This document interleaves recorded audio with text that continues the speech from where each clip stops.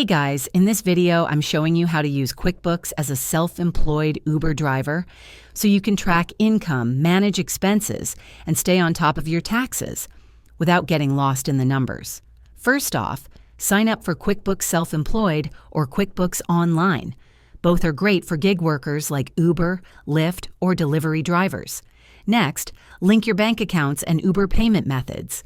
This lets QuickBooks automatically track your income and deduct expenses like gas, car maintenance, and phone bills. Here's a pro tip: categorize every expense. Things like mileage, vehicle depreciation, insurance, and tolls can be tax deductible. And QuickBooks makes it easy to track them all. Don't forget, track your mileage automatically using the QuickBooks app. It logs business versus personal driving, which is key for tax season. Also, run reports like profit and loss or tax summary to see how much you've earned, spent, and what you can write off when filing taxes. So should you feel overwhelmed managing your Uber finances? Not anymore. Just follow these steps and take control of your money like a pro. Let me know in the comments if you use QuickBooks as a rideshare driver and what feature helps you the most. And if you found this helpful, hit like and subscribe.